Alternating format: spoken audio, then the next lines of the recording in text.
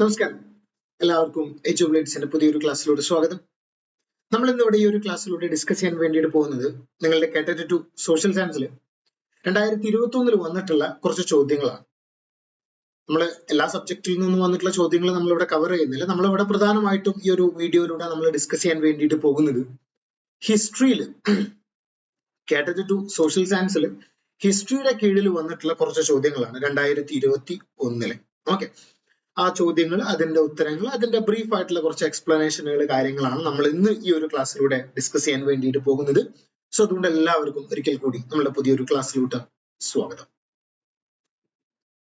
നമുക്ക് ആദ്യത്തെ ചോദ്യം ഡിസ്കസ് ചെയ്യാം. ആദ്യത്തെ ചോദ്യം വളരെ സിമ്പിൾ ആയിട്ടുള്ള ഒരു ചോദ്യമാണ്. ചോദ്യം ഇങ്ങനെയാണ്: മെഹ്റോലി ഇരുമ്പ് സ്തംഭം സ്ഥിതി ചെയ്യുന്നത് എവിടെയാണെന്നാണ് ചോദ്യം. വളരെ ഈസി ആയിട്ടുള്ള ഒരു ചോദ്യമാണ്. അപ്പൊ മെഹ്റോലി അയൺ പില്ലറിനെ കുറിച്ചിട്ട് നിങ്ങൾ കേട്ടിട്ടുണ്ടായിരിക്കും.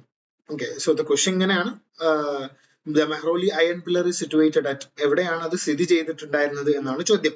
അലഹബാദ് ആണോ, പാറ്റ്നയാണോ, ന്യൂഡൽഹി ആണോ, വാരണാസി ആണോ എന്നാണ് ചോദ്യം. മെഹ്റോലി ഇരുമ്പ് സ്തംഭം നിങ്ങൾക്കറിയാം, വളരെ ഫേമസ് ആണ്. ഗുപ്ത കാലഘട്ടത്തിൽ നിർമ്മിച്ചിട്ടുള്ള ഒരു ഫേമസ് ആയിട്ടുള്ള ഒരു നിർമ്മിതിയാണ് മെഹ്റോലി ഇരുമ്പ് സ്തംഭം എന്ന് പറയും. ഇന്ന് വരേക്കും 1000 വർഷങ്ങൾക്കിപ്പുറം ഇന്നും തുരുമ്പെടുക്കാതെ നിൽക്കുന്ന ഒരു നിർമ്മിതിയാണ് ഈ മെഹ്റോലിയിലെ ഇരുമ്പ് സ്തംഭം എന്ന് പറയുന്നത്. അപ്പൊ അത് സ്ഥിതി ചെയ്യാൻ അതിന്റെ ലൊക്കേഷൻ എവിടെയാണെന്നാണ് ചോദ്യം. ഇത് നമ്മളുടെ 8ാം ക്ലാസ്സിന്റെ സോഷ്യൽ സയൻസുമായിട്ട് ബന്ധപ്പെട്ടുകൊണ്ടുള്ള ഒരു ചോദ്യമാണ്. അതിൽ ഗുപ്താസിനൊക്കെ കുറിച്ചിട്ട് പറയുന്ന ചാപ്റ്ററിൽ നിന്നുള്ള ഒരു ചോദ്യമാണ്. അപ്പോൾ എവിടെയാണ് മെഹ്റോലിയിലെ ഇരുമ്പ് സ്തംഭം എന്ന് പറയുന്നത്? മെഹ്റോലി എന്ന് പറയുന്നത് തന്നെ ഒരു പ്രദേശമാണ്. ഓക്കെ, മെഹ്റോലി ശരിക്കും ന്യൂഡൽഹി ആണ്. ഓക്കെ, ന്യൂഡൽഹിയിലെ മെഹ്റോലി എന്ന് പറയുന്ന ഒരു പ്രദേശം തന്നെ ഉണ്ട്. അപ്പോ ഈ മെഹ്റോലിയിലെ ഇരുമ്പ് സ്തംഭം എന്ന് പറയുന്നത് നമ്മളുടെ ഈ കുത്തബ് മിനാറിന്റെ ആ ഒരു കോംപ്ലക്സ് ഉണ്ട് മെഹ്റോലി എന്ന് പറയുന്ന പ്രദേശത്ത് തന്നെ. അപ്പോൾ ആ കുത്തബ് മിനാറിന്റെ അടുത്താണ് ഈ മെഹ്റോലി ഇരുമ്പ് സ്തംഭം സ്ഥിതി ചെയ്യുന്നത്. ഓക്കെ, അപ്പൊ അത് നിങ്ങൾ ഓർത്തിരിക്കണം, മറക്കരുത്. നമ്മളെ ചന്ദ്രഗുപ്ത സെക്കൻഡുമായിട്ട് ബന്ധപ്പെട്ടുകൊണ്ടുള്ള കാര്യങ്ങളാണ് മെഹ്റോലി ഇരുമ്പ് സ്തംഭത്തിൽ പറയുന്നത്. പിന്നെ അലഹബാദ് പില്ലർ ഇൻസ്ക്രിപ്ഷൻ ഉണ്ട്, അല്ലെങ്കിൽ പ്രയാഗ പ്രശസ്തി എന്ന് പറയും. അത് നമ്മളെ സമുദ്രഗുപ്തനുമായിട്ട് ബന്ധപ്പെട്ടുകൊണ്ടുള്ളതാണ്. അത് അലഹബാദിലാണ്, അത് യു പിയിലാണ്, ഇത് ന്യൂഡൽഹിയിലാണ്. ഓക്കെ, അപ്പൊ അത് നിങ്ങൾ ഓർത്തിരിക്കാൻ മറക്കരുത്. ഓക്കെ, പിന്നെ അടുത്തത് നമ്മളെ 10ാം ക്ലാസ്സിന്റെ സോഷ്യൽ സയൻസ്, അതിൽ സോഷ്യൽ റിഫോം മൂവ്മെന്റുമായിട്ട് ബന്ധപ്പെട്ടുകൊണ്ടുള്ള ഒരു ചാപ്റ്റർ ഉണ്ട്. അതിൽ നിന്നുള്ള ഒരു ചോദ്യമാണ് ഇവിടെ കൊടുത്തിട്ടുള്ളത്. രാമകൃഷ്ണ മിഷന്റെ സ്ഥാപകന്റെ പേര് എഴുതാനാണ് പറഞ്ഞിട്ടുള്ളത്. ആരാണ് രാമകൃഷ്ണ മിഷൻ സ്റ്റാർട്ട് ചെയ്തിട്ടുണ്ടായിരുന്നത്? Name the founder of the Ramakrishna mission എന്നാണ് ചോദ്യം. നിങ്ങൾക്ക് ഉത്തരം അറിയാലോ ആരാണ്. ഇപ്പൊ നമ്മളെ നാട്ടിൽ തന്നെ ഒരുപാട് രാമകൃഷ്ണ മിഷന്റെ സ്കൂളുകളൊക്കെ നിങ്ങൾക്ക് കാണാൻ വേണ്ടിയിട്ട് പറ്റും. അപ്പോ അതാരാണെന്നുള്ള കാര്യം നിങ്ങൾക്ക് അറിയാം. ആരാണ്? MG റാനഡെ ആണോ, സ്വാമി വിവേകാനന്ദനാണോ, സിസ്റ്റർ നിവേദിതയാണോ, അരവിന്ദോ ഘോഷാണോ? ആരാണ്? സ്വാമി വിവേകാനന്ദനാണ് അല്ലെ. സ്വാമി വിവേകാനന്ദൻ, അദ്ദേഹത്തിന്റെ ഗുരുവായിട്ടുള്ള രാമകൃഷ്ണ പരമഹംസയുടെ ഓർമ്മയ്ക്ക് എന്നുള്ള രീതിയിൽ അദ്ദേഹത്തിന്റെ മെമ്മറി കോമമറേറ്റ് ചെയ്യുക എന്നുള്ള ഒരു ഉദ്ദേശത്തോടു കൂടിയിട്ടാണ് പുള്ളി ഈ രാമകൃഷ്ണ മിഷൻ സ്ഥാപിച്ചിട്ടുണ്ടായിരുന്നത്. ഓക്കെ, അപ്പൊ അത് നിങ്ങൾ ഓർത്തിരിക്കണം, മറക്കരുത്. ഓക്കെ, സ്വാമി വിവേകാനന്ദന്റെ വലിയൊരു ഫോളോവർ, അദ്ദേഹത്തിന്റെ ഒരു വലിയൊരു ഡിവോട്ടി ആയിരുന്നു സിസ്റ്റർ നിവേദിത. അപ്പൊ അത് നിങ്ങൾ ഓർത്തിരിക്കണം, മറക്കരുത്. ഓക്കെ, ശ്രദ്ധിക്കാം. ഓക്കെ, പിന്നെ പ്രാർത്ഥനാ സമാജവുമായിട്ട് ബന്ധപ്പെട്ട ആളാണ് MG റാനഡെ. ഓക്കെ, അപ്പൊ ഞാൻ കഴിഞ്ഞ ഇതിൽ ഞാൻ പറഞ്ഞിട്ടുണ്ട്, എന്താണ് നമ്മളെ ഈ ഓരോ മിഷനുമായിട്ട് ബന്ധപ്പെട്ട ഒരു ലിസ്റ്റ് നമ്മളെ ടെക്സ്റ്റ് ബുക്കിൽ കൊടുത്തിട്ടുണ്ട്. അപ്പൊ അതൊന്ന് നിങ്ങൾ നോട്ട് ചെയ്ത് വെക്കട്ടോ. ഓക്കെ, പിന്നെ അടുത്ത ചോദ്യം: തഞ്ചാവൂരിലെ ബൃഹദേശ്വര ക്ഷേത്രവുമായിട്ട് ബന്ധപ്പെട്ടിരിക്കുന്നത് ആരാണെന്നാണ് ചോദ്യം. ഇതേ ചോദ്യം നമുക്ക് റിപ്പീറ്റ് ചെയ്ത് വന്നിട്ടുള്ളതായിട്ട് നമുക്ക് കാണാൻ വേണ്ടിയിട്ട് പറ്റും. 2023 ഈ ഒരു ചോദ്യം ഇതേ സിമിലർ ആയിട്ടുള്ള ഇതേപോലത്തെ ഒരു ചോദ്യം റിപ്പീറ്റ് ചെയ്ത് വന്നിട്ടുണ്ട്. ബൃഹദേശ്വര ക്ഷേത്രം എവിടെയാണ് സ്ഥിതി ചെയ്യുന്നത് എന്നുള്ള ഒരു ചോദ്യം വന്നിട്ടുണ്ട്. അപ്പൊ ഇത് പുതിയ 9ാം ക്ലാസ്സിന്റെ സോഷ്യൽ സയൻസുമായിട്ട് ബന്ധപ്പെട്ടുകൊണ്ടുള്ള ഒരു ചോദ്യമാണ്. പുതിയ 9ാം ക്ലാസ്സിന്റെ സോഷ്യൽ സയൻസിൽ ഈ ചോളന്മാരുമായിട്ട് ബന്ധപ്പെട്ടുകൊണ്ട് ഒരു ചാപ്റ്റർ, തനിയാ ഒരു സെപ്പറേറ്റ് ചാപ്റ്റർ ഉണ്ട്. ഓക്കെ, അപ്പൊ അതിൽ നിന്നുള്ള ഒരു ചോദ്യം അങ്ങനല്ല. ഇപ്പൊ നമ്മൾ നോക്കുമ്പോൾ പുതിയ ടെക്സ്റ്റ് ബുക്കിൽ ഇതിനെ കുറിച്ചിട്ടുള്ള വിവരങ്ങളുണ്ട്. പഴയ ടെക്സ്റ്റ് ബുക്കിലും 9ാം ക്ലാസ്സിന്റെ സോഷ്യൽ സയൻസിൽ തന്നെയാണ് മിഡീവൽ ഇന്ത്യ എന്ന് പറയുന്ന ഒരു ചാപ്റ്ററിൽ ഈ ചോളന്മാരെ കുറിച്ചിട്ടും ഡൽഹി സൽത്തനത്തിനെ കുറിച്ചൊക്കെ പറയുന്നുണ്ട്. ഓക്കെ, അപ്പോ അത് നിങ്ങളൊന്ന് ശ്രദ്ധിക്കുക. തഞ്ചാവൂരിലെ ബൃഹദേശ്വര ക്ഷേത്രം. മറ്റേ ചോദ്യം ബൃഹദേശ്വര ക്ഷേത്രം എവിടെയാണ് സ്ഥിതി ചെയ്യുന്നതാണ്. ഇത് തഞ്ചാവൂരിൽ ബൃഹദേശ്വര ക്ഷേത്രം ആരുമായിട്ട് ബന്ധപ്പെട്ട് ആരുമായിട്ടാണ്? ചോളന്മാരുമായിട്ടാണ് അത് ബന്ധപ്പെട്ട് ഇരിക്കുന്നത് കേട്ടോ. അപ്പൊ അത് ഓർത്തിരിക്കാൻ ശ്രദ്ധിക്കണം, മറക്കരുത്. ഓക്കെ, മഹാബലിപുരത്തെ ക്ഷേത്രങ്ങളാണ് പല്ലവ രാജാക്കന്മാരുമായിട്ട് ബന്ധപ്പെട്ടുകൊണ്ടുള്ളത്. അപ്പൊ അത് രണ്ടും നിങ്ങൾ ഒന്ന് ഓർത്തിരിക്കുക, കൺഫ്യൂസ് ആക്കരുത്. ഓക്കെ, പിന്നെ അടുത്ത ചോദ്യം 1857 വിപ്ലവത്തിന് കാൺപൂരിൽ നേതൃത്വം നൽകിയത് ആരാണെന്നാണ് ചോദ്യം. 10ാം ക്ലാസ്സിന്റെ പഴയ സോഷ്യൽ സയൻസിൽ റിവോൾട്ടിനെ കുറിച്ചിട്ടുള്ള ഒരു ചാപ്റ്റർ ഉണ്ട്. അപ്പൊ അതിൽ നിന്നുള്ള ചോദ്യമാണ്. 1857 കലാപത്തെ കുറിച്ചിട്ട് പറയുന്നുണ്ട്. അപ്പോ അതുമായിട്ട് ബന്ധപ്പെട്ടുകൊണ്ടുള്ള ഒരു ചോദ്യമാണ്. അപ്പൊ അതിൽ നിങ്ങൾ നോക്കിയാൽ കാണാൻ പറ്റും ഓരോ പ്രദേശങ്ങൾ, ആ പ്രദേശങ്ങളിൽ ഈ റിവോൾട്ട് നേതൃത്വം നൽകിയിട്ടുണ്ടായിരുന്നത് ആര് എന്നുള്ള ഒരു ലിസ്റ്റ് ഒരു ബോക്സിലിട്ട് നമ്മൾ ആ ടെക്സ്റ്റ് ബുക്കിൽ കൊടുത്തിട്ടുണ്ട്. അപ്പൊ അതിൽ നിന്നുള്ള ഒരു ഡയറക്റ്റ് ആയിട്ടുള്ള ചോദ്യമാണ് അവിടെ കൊടുത്തിട്ടുള്ളത്. ചോദ്യം ഇങ്ങനെയാണ്: 1857 കാൺപൂരിൽ നേതൃത്വം നൽകിയത്, ആ റിവോൾട്ടിന് കാൺപൂരിൽ നേതൃത്വം നൽകിയത് ആരാണെന്നാണ് ചോദ്യം. ബഹദൂർ ഷാ സെക്കൻഡ് ആണോ? ബഹദൂർ ഷാ സഫർ അല്ലെങ്കിൽ ബഹദൂർ ഷാ സെക്കൻഡ്? പുള്ളി നമ്മളെ മുഗൾ ചക്രവർത്തിയായിരുന്നു അന്ന്. പുള്ളിയാണ് ഡൽഹിയിൽ ഇതിന് നേതൃത്വം കൊടുത്തിട്ടുണ്ടായിരുന്നത്. മംഗൾ പാണ്ഡെയെ കുറിച്ച് നിങ്ങൾക്കറിയാം. 1857 കലാപവുമായിട്ട് ബന്ധപ്പെട്ട് അതിന്റെ ആദ്യത്തെ രക്തസാക്ഷിയാണ് മംഗൾ പാണ്ഡെ. പിന്നെ നാനാ സാഹിബിനെ കുറിച്ച് നിങ്ങൾക്കറിയാലോ. ബാജിറാവു സെക്കൻഡ് എന്ന് പറയുന്ന ആളുടെ ദത്തുപുത്രനാണ് നാനാ സാഹിബ്. അപ്പോ അദ്ദേഹത്തിന് പെൻഷൻ കൊടുത്തിട്ടുണ്ടായിരുന്നില്ല ബ്രിട്ടീഷുകാർ, കാരണം ദത്തുപുത്രനായതുകൊണ്ട്. അതാണ് main issue. Nana Sahib revolt ചെയ്യാനുള്ള ഒരു പ്രധാനപ്പെട്ട ഇഷ്യൂ അതാണ്. അപ്പോൾ നാനാ സാഹിബാണ് ശരിക്കും കാൺപൂരിൽ ഈ റിവോൾട്ടിന് നേതൃത്വം കൊടുത്തിട്ടുണ്ട്. കാൺപൂരിൽ നാനാ സാഹിബും അതുപോലെ തന്നെ അദ്ദേഹത്തിന്റെ കമാൻഡർ കൂടെ ആയിട്ടുണ്ടായിരുന്ന താന്തിയ തോപ്പി, ഇവർ രണ്ടുപേരുമാണ് കാൺപൂരിൽ റിവോൾട്ടിന് നേതൃത്വം കൊടുത്തിട്ടുണ്ടായിരുന്നത്. പിന്നെ റാണി ലക്ഷ്മിബായിയുടെ നിങ്ങൾക്ക് അറിയാം, എവിടെയാണ്? ഝാൻസിയിലാണ് റാണി ലക്ഷ്മിബായി. അപ്പൊ അത് നിങ്ങൾ ഓർത്തിരിക്കണം, മറക്കരുത്. ഓക്കെ. പിന്നെ ഇദ്ദേഹം മംഗൾ പാണ്ഡെ 34th ഇൻഫൻട്രിയുടെ ഭാഗമായിരുന്നു. 34ാമത്തെ കാലാൾപ്പടയുടെ ഭാഗമായിരുന്നു മംഗൾ പാണ്ഡെ. അദ്ദേഹം ബാരക്പൂരിലാണ്, എന്റെ ഓർമ്മശരിയാണ്, യുപിയിലെ ബാരക്പൂരിലാണ് റിവോൾട്ട് നടത്തിയിട്ടുണ്ടായി. ഈ മീററ്റിന്റെ ഒക്കെ അടുത്ത് കിടക്കുന്ന പ്രദേശമാണ് ബാരക്പൂർ എന്ന് പറയുന്നത്, യുപിയിൽ തന്നെയാണ്. അവിടെയാണ് പുള്ളി റിവോൾട്ട് നടത്തിയിട്ടുണ്ടായത്, മംഗൾ പാണ്ഡെ. ഓക്കെ. അപ്പൊ അത് നിങ്ങൾ ഓർത്തിരിക്കണം, മറക്കരുത്. മംഗൾ പാണ്ഡെ ഒരു ബ്രാഹ്മണനായിരുന്നു. ആ കേസൊക്കെ നിങ്ങൾക്ക് അറിയാം. ആ ഗണ്ണ് ഉപയോഗിക്കാൻ പറഞ്ഞപ്പോൾ ഗണ്ണ് ഉപയോഗിച്ചിട്ടുണ്ടായിരുന്നില്ല, കാരണം അതിൽ പശുവിന്റെ നെയ്യ് അടങ്ങിയിട്ടുണ്ടായിരുന്നു. അതാണ് ഇഷ്യൂ. ഓക്കെ. അപ്പൊ അത് നിങ്ങൾ ഓർത്തിരിക്കുക. അപ്പൊ ഇവിടെ കാൺപൂരിൽ ഇത് നേതൃത്വം കൊടുത്തിട്ടുണ്ടായിരുന്ന നാനയാണ്. നാനാ സാഹിബ് ഇപ്പോ ബ്രിട്ടീഷുകാർ ഡോക്ടർ ഓഫ് ലാബ്സ് കൊണ്ടുവന്നിട്ടുണ്ടായിരുന്നു, നമ്മളെ ഡൽഹൌസി. അപ്പോ അതുമായിട്ട് ബന്ധപ്പെട്ടുകൊണ്ട് നാനാ സാഹിബ് ദത്തുപുത്രനായതുകൊണ്ട് തന്നെ നാനാ സാഹിബിന് അദ്ദേഹത്തിന്റെ ഫാദർ ആയിട്ടുണ്ടായിരുന്ന ബാജിറാവു സെക്കൻഡിന്, പേഷു ആയിട്ടുണ്ടായിരുന്ന ബാജിറാവു സെക്കൻഡിന് കൊടുത്തിട്ടുണ്ടായിരുന്ന ഇത് പെൻഷൻ കൊടുക്കൂല എന്ന് പറഞ്ഞു. അതാണ് ഇഷ്യൂവിന് കാരണം. അപ്പൊ അത് നിങ്ങൾ ഓർത്തിരിക്കുക. അതുപോലെ തന്നെ ഗോട്ടമെലീത്ത എന്ന് പറയുന്ന ശില്പം നിർമ്മിച്ചത് ആരാണ് എന്നാണ് ചോദ്യം. ആരാണ് ഇത്? നമ്മളെ റെനേസൻസുമായിട്ട് ബന്ധപ്പെട്ടുകൊണ്ടുള്ള, വേൾഡ് ഹിസ്റ്ററിയിൽ റെനേസൻസുമായിട്ട് ബന്ധപ്പെട്ടുകൊണ്ടുള്ള ഒരു ചോദ്യമാണ്. റെനേസൻസിന്റെ സമയത്ത് ഒരുപാട് ശില്പികൾ ഉണ്ടായിട്ടുണ്ടായിരുന്നു. എസ്പെഷ്യലി ഇതിൽ പറയുന്ന മൈക്കലാഞ്ചലോ അതുപോലെ തന്നെ ഡൊണാറ്റെല്ലോ എന്ന് പറയുന്ന രണ്ടാളുകളുണ്ട്. ഡൊണാറ്റെല്ലോ അല്ല, ഡൊണാറ്റെല്ലോ ആണ് കേട്ടോ, സോറി. ഓക്കെ, ഡൊണാറ്റെല്ലോ. അപ്പോൾ ഇവര് മൈക്കലാഞ്ചലോ, ഡൊണാറ്റെല്ലോ ഒക്കെ പ്രധാനപ്പെട്ട ശില്പികളാണ്. ഡൊണാറ്റെല്ലോ ഇദ്ദേഹത്തിന്റെ ഗുരു, ടീച്ചറൊക്കെ ആയിരുന്നു മൈക്കലാഞ്ചലോയുടെ. അപ്പൊ ഈ കൂട്ടത്തിൽ രണ്ടാൾക്കാര് ഈ ശില്പികളാണ്. റഫേൽ പെയിന്ററാണ്. പിക്കാസോ ആധുനിക കാലഘട്ടത്തിലെ പെയിന്ററാണ്, മോഡേൺ പീരീഡ് അല്ല. പിക്കാസോയ്ക്ക് റെനേസൻസുമായിട്ട്, നവോത്ഥാനവുമായിട്ട് ഒരു ബന്ധവും ഒരു കണക്ഷനും ഇല്ല. ഓക്കെ. അപ്പോ റഫേൽ പെയിന്ററാണ്. അപ്പോ റഫേൽ അല്ല, പിന്നെ മൈക്കലാഞ്ചലോയും ഡൊണാറ്റെല്ലോയും ശില്പിയാണ്. അപ്പൊ ഇവരിൽ ആരാണ് ഗോട്ടമെലീത്ത എന്ന് പറയുന്ന ശില്പം നിർമ്മിച്ചിട്ടുണ്ടായിരുന്നെന്നാണ് ചോദ്യം. ഡൊണാറ്റെല്ലോ ആണ് കേട്ടോ, ഡൊണാറ്റെല്ലോ ആണ്. അപ്പൊ അത് നിങ്ങൾ ഓർത്തിരിക്കാൻ മറക്കരുത് കേട്ടോ. നമ്മളെ റെനേസൻസുമായിട്ട് ബന്ധപ്പെട്ടുകൊണ്ടുള്ള ഭാഗത്തു നിന്നുള്ള ചോദ്യമാണ്. പാദുവ സർവകലാശാല സ്ഥിതി ചെയ്യുന്നത്, പാദുവ യൂണിവേഴ്സിറ്റി സ്ഥിതി ചെയ്യുന്നത് എവിടെയെന്നാണ് ചോദ്യം. ഓക്കെ.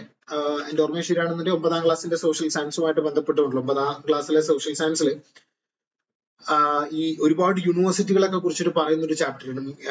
മിഡീവൽ ഈസ്റ്റോ അങ്ങനെ ഒരു ചാപ്റ്റർ ഉണ്ട് 9ാം ക്ലാസ്സിന്റെ സോഷ്യൽ സയൻസിൽ, പഴയ 9ാം ക്ലാസ്സിന്റെ സോഷ്യൽ സയൻസിൽ കേട്ടോ. അപ്പൊ അതില് ഇപ്പോ 2025 മാറി വന്നിട്ടുണ്ടായിരുന്ന ആ ഒരു പഴയ സോഷ്യൽ സയൻസിൽ ടെക്സ്റ്റ് ബുക്കിൽ ഈ കാര്യങ്ങൾ പറയുന്നുണ്ട്. അപ്പോ പാദുവ യൂണിവേഴ്സിറ്റി, ഒരുപാട് യൂണിവേഴ്സിറ്റികളെ കുറിച്ചിട്ട് പറയുന്നുണ്ട്. ഈജിപ്തിലേക്ക് അൽ ഖസർ യൂണിവേഴ്സിറ്റിയെ കുറിച്ചിട്ടൊക്കെ പറയുന്നുണ്ട്. ഇപ്പൊ അൽ ഖസർ യൂണിവേഴ്സിറ്റി എവിടെയാണ് സ്ഥിതി ചെയ്യുന്നത് എന്നുള്ള ചോദ്യങ്ങളൊക്കെ നമുക്ക് കാറ്റഗറി 3 സോഷ്യൽ സയൻസിലൊക്കെ വന്നിട്ടുള്ളതായിട്ട് നിങ്ങൾക്ക് കാണാൻ വേണ്ടിയിട്ട് പറ്റും. ഇതേ ചോദ്യം എന്റെ ഓർമ്മ ശരിയാണെന്നുണ്ടെങ്കിൽ ഇതേ ചോദ്യം കാറ്റഗറി 3ലും സോഷ്യൽ സയൻസിലും എന്തായിട്ടുണ്ട്, റിപ്പീറ്റ് ചെയ്തിട്ടുണ്ട്. ഈ സർവകലാശാലകളെ കുറിച്ചിട്ട് ചോദിക്കാറുണ്ട്. ഓക്കെ. അപ്പൊ അതൊന്ന് നിങ്ങൾ ഓർത്തിരിക്കാം. ഓക്കെ. അപ്പൊ പാദുവ സർവകലാശാല എവിടെയാണ് സ്ഥിതി ചെയ്യുന്നത്? ലോകത്തിലെ ആദ്യകാല യൂണിവേഴ്സിറ്റികളിൽ സർവകലാശാലകളിൽ ഒന്നാണ് പാദുവ. ഓക്കെ, അപ്പൊ അത് സ്ഥിതി ചെയ്യുന്നത് ഇറ്റലിയിലാണ് കേട്ടോ. ഇറ്റലിയിലാണ്. കാരണം നിങ്ങൾക്കറിയാം, ഇറ്റലിയാണ് നവോത്ഥാനത്തിന്റെ ഹോംലാൻഡ്, അല്ലെങ്കിൽ നവോത്ഥാനം പൊട്ടിപ്പുറപ്പെട്ടിട്ടുണ്ടായിരുന്ന പ്രദേശമായിട്ട് കൺസിഡർ ചെയ്യുന്നത് ഇറ്റലിയാണ്. അപ്പൊ ഇറ്റലിയിലെ ഒരു പ്രദേശമാണ് പാദുവ സർവകലാശാല, ഒരു യൂണിവേഴ്സിറ്റിയാണ് പാദുവ സർവകലാശാല. അപ്പൊ അത് നിങ്ങൾ ഓർത്തിരിക്കാൻ മറക്കരുത്. പിന്നെ അടുത്തത് നമ്മളെ സംഗമേജുമായിട്ട് ബന്ധപ്പെട്ട് 8ാം ക്ലാസ്സിന്റെ സോഷ്യൽ സയൻസിൽ സംഗമേജ് എന്ന് പറയുന്ന ഒരു ചാപ്റ്റർ ഉണ്ട്. അതുമായിട്ട് ബന്ധപ്പെട്ടുകൊണ്ടുള്ള ഒരു ചോദ്യമാണ്. ഇപ്പോ സംഗമേജ്, റെനേസൻസ്, ഇതൊക്കെയാണ് നമുക്ക് കേട്ടറ്റിന് വരുന്ന പ്രധാനപ്പെട്ട ഭാഗങ്ങൾ എന്ന് പറയുമ്പോൾ 2021 ക്വസ്റ്റ്യൻ പേപ്പർ, 2023 ക്വസ്റ്റ്യൻ പേപ്പർ നമ്മൾ അനലൈസ് ചെയ്തിട്ടുണ്ട്. അപ്പൊ അതിൽ നോക്കിക്കഴിഞ്ഞാൽ നിങ്ങൾക്ക് കാണാൻ വേണ്ടിയിട്ട് പറ്റും പ്രധാനപ്പെട്ട ഏരിയകൾ എന്ന് പറയുന്ന ഈ റെനേസൻസ്, അതുപോലെ തന്നെ സംഗമേജ് എന്നുള്ള ചോദ്യങ്ങളുണ്ട്. ഇപ്പോ പത്തുപാട്ടിനെ കുറിച്ചിട്ട് 2023 ചോദിച്ചിട്ടുണ്ട്. പിന്നെ ഈ നമ്മൾ പറഞ്ഞ ഈ മൗര്യ ഗുപ്ത അതിൽ നിന്നുള്ള ചോദ്യങ്ങൾ വരാറുണ്ട്. നമ്മൾ 8ാം ക്ലാസ്സിന്റെ ആ ഒരു ചാപ്റ്റർ അതിൽ നിന്നുള്ള ചോദ്യങ്ങളുണ്ട്. പിന്നെ റിവോൾട്ട് എന്ന് ചോദ്യങ്ങൾ ചോദിക്കാറുണ്ട്, 857 റിവോൾട്ട്. അപ്പൊ ഇതൊക്കെയാണ് പ്രധാനപ്പെട്ട. അപ്പൊ നമ്മളെ കേട്ടിട്ട് 2 സോഷ്യൽ സയൻസുമായിട്ട് സംബന്ധിച്ച് അതിനെ കുറിച്ച് പറയുകയാണെന്നുണ്ടെങ്കിൽ ഇതിലെ ഹോട്ട് ടോപ്പിക്കുകൾ, പ്രധാനപ്പെട്ട ചോദ്യങ്ങൾ നന്നായിട്ട് വരുന്ന ഭാഗങ്ങൾ എന്ന് പറയുന്നത് ഇതൊക്കെയാണ്. സംഗമേജ്, ഇങ്ങനെയുള്ള റെനേസൻസ്, ഇതുമായി റിവോൾട്ട്, 857 റിവോൾട്ട്, ഇതൊക്കെ നമ്മളെ സംബന്ധിച്ചിടത്തോളം ഇമ്പോർട്ടന്റ് ആണ്. കാരണം ഇതുമായിട്ടൊക്കെ ബന്ധപ്പെട്ടുകൊണ്ട് എന്തുണ്ട് ചോദ്യങ്ങൾ വരുന്നുണ്ട്. ഓക്കെ, അപ്പൊ അത് നിങ്ങൾ ഓർത്തിരിക്കുക. അപ്പൊ അതുമായിട്ട് ബന്ധപ്പെട്ടുകൊണ്ടുള്ള ഒരു ചോദ്യമാണ് ഇവിടെ കൊടുത്തിട്ടുള്ളത്. കുറിഞ്ചി, നിങ്ങൾ കേട്ടിട്ടുണ്ടായി സംഘ കാലഘട്ടത്തിലെ 5 ഐൻതിണൈകളെ കുറിച്ചിട്ട്, അല്ലെ 5 എക്കോസോൺസിനെ കുറിച്ച് നിങ്ങൾ കേട്ടിട്ടുണ്ടായിരിക്കും. കുറിഞ്ചി, മുല്ലൈ, മരുതം, നെയ്ത്തൽ, പാലൈ, ഇങ്ങനെ 5 എണ്ണാണുള്ളത്. 5 എണ്ണത്തിന് 5 സവിശേഷതകളാണുള്ളത്. 5ന്റെയും ജോഗ്രഫി ഡിഫറെന്റ് ആണ്. അപ്പോ കുറിഞ്ചിയുടെ ഭൂമിശാസ്ത്രപരമായ സവിശേഷത എന്ത് എന്നാണ് ചോദ്യം. കുറിഞ്ചി, മുല്ലൈ, പാലൈ, നെയ്ത്തൽ, ഇതാണ് പ്രധാനപ്പെട്ട 5 എക്കോസോൺസ് എന്ന് പറയുന്നത്. മരുതം, ഇങ്ങനെ ഇതാണ് 5 എണ്ണം. ഓക്കെ, അപ്പൊ ഇതിൽ കുറിഞ്ചി എന്ന് പറഞ്ഞാൽ എന്താണെന്നാണ് ചോദ്യം. സമുദ്ര തീരപ്രദേശമാണോ, കുന്നിൻ പ്രദേശമാണോ, വരണ്ട ഭൂമിയാണോ, നദീതടാണോ എന്നാണ് ചോദ്യം. വരണ്ട ഭൂമി നമ്മൾ പൊതുവെ നമ്മൾ പറയാ പാലൈ എന്നാണ് വരണ്ട ഭൂമിക്ക് നമ്മൾ പറയാം. ഓക്കെ, മുല്ലൈ എന്ന് പറഞ്ഞു കഴിഞ്ഞാൽ ഈ നല്ല വിളവൊക്കെ കിട്ടുന്ന നദീതടങ്ങളായിട്ടുള്ള പ്രദേശങ്ങൾ. ഓക്കെ, നെയ്ത്തൽ എന്ന് പറഞ്ഞു കഴിഞ്ഞാൽ ഈ തീരപ്രദേശം, കടലിന്റെ ഒക്കെ ഉള്ള കടലിന്റെ അടുത്ത് കിടക്കുന്ന പ്രദേശങ്ങൾ. അപ്പൊ കുറിഞ്ചി എന്ന് പറഞ്ഞാൽ എന്താണ്? കുറിഞ്ചി എന്ന് പറഞ്ഞാൽ കുന്നിൻ പ്രദേശം, മൗണ്ടൻസ് റീജിയൻ ആണ് കുറിഞ്ചി എന്ന് പറയുന്നത്. ഓക്കെ, അപ്പൊ അത് നിങ്ങൾ ഓർത്തിരിക്കട്ടോ, ഇത് ഇമ്പോർട്ടന്റ് ആണ്, ശ്രദ്ധിക്കണേ. കുറിഞ്ചി കേട്ടോ, കുന്നിൻ പ്രദേശം. പിന്നെ സിവിലൈസേഷൻ അടുത്തൊരു ഇമ്പോർട്ടന്റ് ആയിട്ടുള്ള ചോദ്യമാണ്. ഇപ്പോ ലാസ്റ്റ് ടൈം സിവിലൈസേഷനുമായിട്ട് ബന്ധപ്പെട്ടുകൊണ്ട് നമുക്ക് 2023 ചോദ്യങ്ങൾ നമുക്ക് വന്നിട്ടുണ്ട്. സിവിലൈസേഷനുമായിട്ട് ബന്ധപ്പെട്ടുകൊണ്ട് ഇതാ 2021 നമുക്ക് സിവിലൈസേഷനുമായിട്ട് ബന്ധപ്പെട്ടുകൊണ്ട് ചോദ്യങ്ങൾ വന്നിട്ടുണ്ട്. ഇപ്പോ ചോദ്യം ഇങ്ങനെയാണ്, സിഗരത്ത് എന്തുമായിട്ട്, ഏത് സിവിലൈസേഷനുമായിട്ട് ബന്ധപ്പെട്ടിരിക്കുന്നു എന്നാണ് ചോദ്യം. ഈ സിഗരത്ത് എന്ന് പറഞ്ഞാൽ എന്താണ്? സിഗരത്തിന്റെ ഒരു ഫോട്ടോ ഒക്കെ നമ്മൾ 8ാം ക്ലാസ്സിന്റെ സോഷ്യൽ സയൻസിലെ ആദ്യത്തെ ചാപ്റ്ററിൽ റിവർ വാലി സിവിലൈസേഷനെ കുറിച്ച് പറയുന്ന ആ ഒരു ചാപ്റ്ററിൽ അതിന്റെ ഫോട്ടോ സഹിതം കൊടുത്തിട്ടുണ്ട്. സിഗരത്ത് എന്ന് പറഞ്ഞാൽ എന്താ? സിഗരത്ത് എന്ന് പറഞ്ഞാൽ ഒരു ടൈപ്പിലുള്ള ഒരു ക്ഷേത്രം പോലത്തെ ഒരു സംഭവമാണ് സിഗരത്ത് എന്ന് പറയുന്നത്. ഇപ്പോ പിരമിഡിന്റെ ഒക്കെ ഒരു ഷേപ്പിലുള്ള ഒരു ക്ഷേത്രം, അതിനാണ് നമ്മൾ എന്ത് വിളിക്കുക? സിഗരത്ത് എന്ന് നമ്മൾ വിളിക്കുക. ഓക്കെ, അപ്പൊ പിരമിഡ് എന്ന് കേൾക്കുമ്പോൾ നിങ്ങൾ ഓടിച്ചാടി എന്താക്കാൻ നിൽക്കരുത്, ഈജിപ്ത് സെലക്ട് ചെയ്യാൻ നിൽക്കരുത്. ഓക്കെ, ഈജിപ്ത് അല്ല ഇതിന്റെ ഉത്തരം. സിഗരത്ത് ഈജിപ്തുമായിട്ട് ബന്ധപ്പെട്ടിട്ടുള്ള ഒരു സംഭവമേ അല്ല. പിരമിഡിന്റെ ഷേപ്പാണ് ഈ സിഗരത്തിന് ഉണ്ടാവുക, പക്ഷെ അത് ഈജിപ്തുമായിട്ട് ബന്ധപ്പെട്ടതല്ല. പിന്നെ ഏത് സിവിലൈസേഷനുമായിട്ട് ബന്ധപ്പെട്ടതാണ്? ഹരപ്പയാണോ മോഹൻജദാരോ? ഹരപ്പയും മോഹൻജദാരോവും സെയിം ആണ്, സെയിം ഒരൊറ്റ സിവിലൈസേഷന്റെ ഭാഗമാണ്. പിന്നെ മെസപ്പൊട്ടാമിയ ആണോ എന്നാണ് ചോദ്യം. ഏതാണ്? മെസപ്പൊട്ടാമിയാണ് കേട്ടോ. മെസപ്പൊട്ടാമിയൻ സിവിലൈസേഷന്റെ സമയത്ത് ആളുകൾ ഉണ്ടാക്കിയിട്ടുണ്ടായിരുന്ന ഒരു ദേവാലയമാണ് സിഗരത്ത് എന്ന് പറയുന്നത്. ഓക്കെ, അപ്പൊ അത് നിങ്ങൾ ഓർത്തിരിക്കുക, മറക്കരുത്. താഴെ നിന്ന് ഒരു സ്റ്റെപ്പ് ഉണ്ടായിരിക്കും, അതിന്റെ ഫോട്ടോ ക്ലിയർ ആയിട്ട് നമ്മൾ ടെക്സ്റ്റ് ബുക്കിൽ കൊടുത്തിട്ടുണ്ട്. എന്നിട്ട് ആ സ്റ്റെപ്പിലൂടെ കയറിയിട്ട് നമുക്ക് ക്ഷേത്രത്തിന്റെ ഉള്ളിലോട്ട് കടക്കാൻ വേണ്ടിയിട്ട് പറ്റും. പിരമിഡിന്റെ ഒരു പ്രശ്നം, പിരമിഡുകൾ ഈജിപ്താണ്, പക്ഷെ പിരമിഡുകൾക്ക് എന്തുണ്ടാവില്ല? സ്റ്റെപ്പ് ഉണ്ടാവില്ല. അതിങ്ങനെ കല്ലുകൾ അടക്കി വെച്ചിട്ടുള്ളതായിരിക്കും, പക്ഷെ ഇതിന് സെപ്പറേറ്റ് ആയിട്ട് സ്റ്റെയർ കേസ് ഉണ്ടായിരിക്കും സിഗരത്തിന്. ഓക്കെ, അപ്പൊ അത് ആ പിക്ചർ നോക്കിയാൽ തന്നെ നിങ്ങൾക്ക് മനസ്സിലാവും. പിന്നെ അടുത്ത ചോദ്യം, 1857 റിവോൾട്ടുമായിട്ട് ബന്ധപ്പെട്ടുകൊണ്ട് രണ്ടാമത്തെ ചോദ്യമാണ് ഇവിടെ ചോദിച്ചിട്ടുള്ളത്. ഓക്കെ, അപ്പോ നിങ്ങൾ ഒന്ന് ഓർത്തിരിക്കുക, 1857 കലാപം നമുക്ക് ടോപ്പ് പ്രയോറിറ്റിയാണ്. കാരണം 2 മാർക്കിന്റെ ചോദ്യങ്ങൾ ഇപ്പൊ അതൊന്ന് വന്നുപോയി.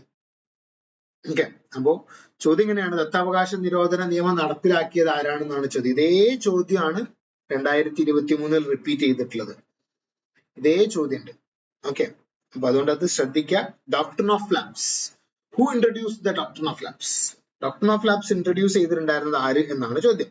കോൺവാലീസ് ആണോ, ഡൽഹൌസി ആണോ, കേഴ്സൺ ആണോ, ലിച്ച് ആണോ? ഞാൻ തന്നെ ഉത്തരം ക്ലാസിന്റെ ഇടയിൽ പറഞ്ഞിട്ടുണ്ട് നമ്മളെ നാനാ സാഹിബിനെ കുറിച്ച് പറഞ്ഞ സമയത്ത്. അപ്പോ ഏതാണ്? ഡൽഹൌസി ആണ്. ഓക്കെ, അത് ഇൻട്രൊഡ്യൂസ് ചെയ്തിട്ടുണ്ടായിരുന്നു. അപ്പോൾ ഡൽഹൌസി എന്ന് പറയുമ്പോൾ 1846 മുതൽക്ക് 1856 വരേക്കും ഇന്ത്യയിലെ ഗവർണർ ആയിരുന്നിട്ടുണ്ടായിരുന്ന വ്യക്തിയാണ് ഡൽഹൌസി. ഓക്കെ, അപ്പൊ ഈ ഡൽഹൌസി ആണ് ഈ ഡോക്ട്രിൻ ഓഫ് ലാപ്സ് കൊണ്ടുവന്നിട്ടുണ്ടായിരുന്നത്. അപ്പൊ അത് നിങ്ങൾ ഓർത്തിരിക്കണം, മറക്കരുത്. ഡോക്ട്രിൻ ഓഫ് ലാപ്സ് കൊണ്ടുവന്ന് ഡോക്ട്രിൻ ഓഫ് ലാപ്സിന്റെ പേരിൽ ആദ്യമായിട്ട് പുള്ളി പിടിച്ചെടുത്തിട്ടുണ്ടായിരുന്നത് സത്താര എന്ന് പറയുന്ന ഒരു പ്രദേശമാണ്. മഹാരാഷ്ട്രക്കടുത്തുള്ള ഒരു പ്രദേശമാണ് സത്താര. 1848 സത്താര പിടിച്ചെടുക്കുന്നത്. സത്താര, സാമ്പൽപൂര് അങ്ങനെയുള്ള പ്രദേശങ്ങൾ പിടിച്ചെടുത്തതിനു ശേഷമാണ് ഈ ഝാൻസി പിടിച്ചെടുക്കുന്നത്. നാഗ്പൂർ പിടിച്ചെടുത്ത് അതിനുശേഷമാണ് ഝാൻസി പിടിച്ചെടുക്കാൻ വേണ്ടിയിട്ട് ഡൽഹൌസി വന്നിട്ടുണ്ടായിരുന്നത്. അപ്പോ ഈ ഡോക്ട്രിൻ ഓഫ് ലാപ്സ് ആണ് നാനാ സാഹിബിനെയും റാണി ലക്ഷ്മിബായിനെയും സമരമുഖത്തോട്ട് കൊണ്ടുവന്നിട്ടുണ്ടായിരുന്നു. കാരണം രണ്ടുപേരും, ഇപ്പോ നാനാ സാഹിബ് ആണെന്നുണ്ടെങ്കിൽ കാൺപൂരിൽ, റാണി ലക്ഷ്മിബായി ആണെന്നുണ്ടെങ്കിൽ ഝാൻസിയിൽ, ഇവർ രണ്ടുപേരും 2 പ്രദേശങ്ങളിൽ നിന്നുകൊണ്ടാണ് റിവോൾട്ട് നടത്തിയിട്ടുണ്ടായിരുന്നത്. ഓക്കെ, അപ്പൊ അവർക്ക് രണ്ടുപേരും റിവോൾട്ടിൽ അവർ പങ്കെടുക്കാനുള്ള പ്രധാനപ്പെട്ട കാരണം ഡൽഹൌസിയുടെ ഈ ദത്തവകാശ നിരോധന നിയമമാണ്. അപ്പോ അത് കാരണമായിക്കൊണ്ട് അവർക്ക് എന്താക്കാൻ പറ്റിയില്ല, അവരുടെ ഇപ്പോ നാനാ സാഹിബിന്റെ കേസ് ഞാൻ പറഞ്ഞു ഓൾറെഡി. ഫാദറിന് കിട്ടിയ പെൻഷൻ കിട്ടിയില്ല. ഈ ഝാൻസി റാണി ആണെന്നുണ്ടെങ്കിൽ മകനെ, ആനന്ദ് എന്ന് പറയുന്ന മകൻ അഡോപ്റ്റ് ചെയ്തിട്ടുണ്ടായിരുന്നു. അത് അഡോപ്റ്റ് ചെയ്യാൻ ബ്രിട്ടീഷുകാർ സമ്മതിച്ചില്ല. അതാണ് അവരുടെ കേസ്, റാണി ലക്ഷ്മിബായിയുടെ കേസ്. പിന്നെ ഇത് നമ്മളെ ഗാന്ധിയുമായിട്ട് ബന്ധപ്പെട്ടുകൊണ്ടുള്ള ചോദ്യമാണ്. നമ്മളെ 10ാം ക്ലാസ്സിന്റെ സോഷ്യൽ സയൻസിൽ ഈ സമര ഫ്രീഡം സ്ട്രഗിളിനെ കുറിച്ചിട്ട് പറയുന്ന ഒരു ചാപ്റ്റർ ഉണ്ട്. അതിൽ നിന്നുള്ള ഒരു ചോദ്യമാണ്. ചോദ്യം ഇങ്ങനെയാണ്, ചൗരി ചൗര നടന്ന വർഷം ഏതാണെന്നാണ് ചോദ്യം. നിങ്ങൾക്കറിയാം, ചൗരി ചൗര എന്ന് പറയുന്നത് ഗാന്ധിയുടെ നോൺ കോപ്പറേഷൻ മൂവ്മെന്റുമായിട്ട്, നിസ്സഹകരണ പ്രസ്ഥാനവുമായിട്ട് ബന്ധപ്പെട്ടുകൊണ്ട് നടന്നിട്ടുള്ള ഒരു സംഭവമാണ് ചൗരി ചൗര. അപ്പൊ ചൗരി ചൗര നടന്നിട്ടുള്ള ഡേറ്റ്, വർഷം ഏതാണെന്നാണ് ചോദ്യം. ഡേറ്റ് നിങ്ങൾക്ക് അറിയായിരിക്കും, ഒരു ഫെബ്രുവരി മാസം 5-ാം തീയതിയാണ് നടന്നിട്ടുണ്ടായിരുന്നത്. അപ്പൊ ഇയർ ആണ് ചോദ്യം. 920, 921, 922, 924. പറഞ്ഞു എപ്പോഴാണ്? Gandhi NCM, non corporation movement, നിസ്സഹകരണ പ്രസ്ഥാനം ഗാന്ധി സ്റ്റാർട്ട് ചെയ്യുന്നത് 21-ലാണ്. അതുപോലെ തന്നെ ഖിലാഫത്തൊക്കെ. ഓക്കെ, ഈ ഒരു കാലഘട്ടമാണ് 20, 21 ഇതിന്റെ ഒരു കാലഘട്ടമാണ്. ശക്തി ആർജിക്കുന്നത് 21 ഒരു കാലഘട്ടത്തിലാണ്. പിന്നെ അപ്പൊ അതിനുശേഷമാണ് ചൗരി ചൗര നടന്നിട്ടുണ്ട്. ചൗരി ചൗര നടന്നിട്ടുണ്ടായിരുന്നത് 922 ഫെബ്രുവരി 5-ാം തീയതിയാണ് അത് നടന്നിട്ടുണ്ടായിരുന്നത്. അപ്പോ ചൗരി ചൗര എന്ന് പറഞ്ഞാൽ എന്താന്ന് നിങ്ങൾക്ക് അറിയാലോ, UP-യിലെ ഒരു പ്രദേശമാണ് ഈ ചൗരി ചൗര എന്ന് പറയുന്നത്. അപ്പൊ കലാപകാരികളായിട്ടുണ്ടായിരുന്ന ആളുകൾ എന്ത് ചെയ്തു? സത്യാഗ്രഹികളായിട്ടുണ്ടായിരുന്ന ആളുകൾ അവർ ആക്രമിക്കപ്പെട്ടു ബ്രിട്ടീഷുകാരാൽ. ആ ആക്രമിക്കപ്പെട്ട സാഹചര്യത്തിൽ ഇവർ എന്ത് ചെയ്തു? ഇവര് പോയിട്ട് പോലീസ് സ്റ്റേഷൻ ആക്രമിച്ചു.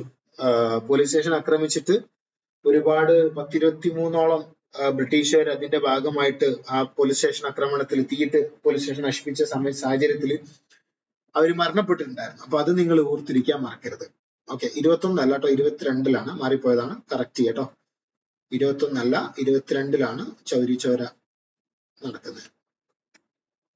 പിന്നെ അടുത്ത ചോദ്യം, അക്ബർനാമ എന്ന ഗ്രന്ഥത്തിന്റെ രചയിതാവ് ആരാണെന്നാണ് ചോദ്യം. 9ാം ക്ലാസ്സിന്റെ സോഷ്യൽ സയൻസിൽ മിഡീവൽ ഇന്ത്യയിൽ അക്ബർനാമയെ കുറിച്ചിട്ടൊക്കെ പരാമർശിക്കുന്നുണ്ട്. അപ്പോ അക്ബർനാമ എഴുതിയത് ആരാണെന്നാണ് ചോദ്യം. ഇത് ഇതേപോലെ ഒരു ബോക്സിൽ ഇട്ടിട്ട് അക്ബർനാമയിൽ ഈ ഇത്ര വിളകളെ കുറിച്ചിട്ട് പരാമർശിക്കുന്നുണ്ട് എന്നുള്ള ഒരു അവിടെ, അതായത് മുഗളന്മാരുടെ സമയത്തെ കൃഷി, എക്കണോമിയെ കുറിച്ചിട്ടൊക്കെ പറയുന്ന ഒരു ചാപ്റ്റർ. അതില് അക്ബർനാമയെ കുറിച്ചിട്ട് പറയുന്നുണ്ട്. അക്ബർനാമയിൽ ഇത്ര ഇനം വിളകളെ കുറിച്ചിട്ട് പറയുന്നുണ്ട് എന്നുള്ള ഒരു സംഭവമാണ്. ഒരു ചെറിയൊരു ബോക്സിലിട്ടൊക്കെ കൊടുത്തിട്ട്. അപ്പൊ അതിൽ നിന്നുള്ള ഒരു ചോദ്യമാണ്, അക്ബർനാമ എന്ന ഗ്രന്ഥത്തിന്റെ രചയിതാവ് ആരാണ്? അക്ബർനാമ എഴുതിയിട്ടുണ്ടായിരുന്നതാണ് ചോദ്യം. അക്ബർ ആണോ, ജഹാംഗീർ ആണോ, അബുൽ ഫസൽ ആണോ, നൂർജഹാൻ ആണോ എന്നാണ് ചോദ്യം. ആരാണ്? അക്ബറിന്റെ കാലഘട്ടത്തിലാണ് അക്ബർനാമ എഴുതിയിട്ടുണ്ടായത്. അതുകൊണ്ടാണ് ഇതിന് അക്ബർനാമ എന്ന് പറയുന്നത്. ഓക്കെ. അപ്പൊ അത് ശരിക്കും എഴുതിയിട്ടുണ്ടായിരുന്ന ആരാണ്? അക്ബറിന്റെ കൊട്ടാരത്തിലെ സദസ്യനായിട്ടുണ്ടായിരുന്ന, കൊട്ടാരത്തിലെ ചരിത്രകാരന് കൂടെ ആയിട്ടുണ്ടായിരുന്ന അബുൽ ഫസൽ എന്ന് പറയുന്ന അക്ബറിന്റെ സന്തത സഹചാരിയാണ് അത് എഴുതിയിട്ടുണ്ടായിരുന്നത്. അബുൽ ഫസൽ ആണ് അത് എഴുതിയിട്ടുണ്ടായിരുന്നത് കേട്ടോ. അപ്പൊ അത് ശ്രദ്ധിക്കണം നിങ്ങൾ. അക്ബർനാമ എഴുതിയിട്ടുണ്ടായിരുന്ന അബുൽ ഫസൽ ആണ്, അക്ബറിന് വേണ്ടിയിട്ടാണ് അത് എഴുതിയിട്ടുണ്ടായിരുന്നത് എന്നുള്ള കാര്യം നിങ്ങൾ ഓർത്തിരിക്കാൻ മറക്കരുത്. ഓക്കെ.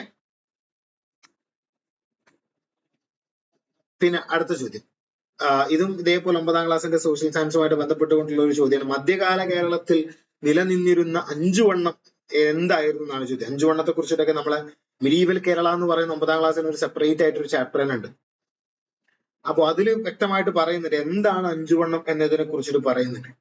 അപ്പോ എന്താണ് 5 വണ്ണം? കച്ചവടക്കാരുടെ സംഘം, നികുതി, 5 വിളകള്, ഫലഭൂയിഷ്ടമായ ഭൂമി. ഇതിൽ ഏതാണ് 5 വണ്ണം എന്ന് പറയുന്നത്? 5 വണ്ണം എന്ന് പറയുന്നത് എന്താണ്? നികുതിയാണോ? അല്ല.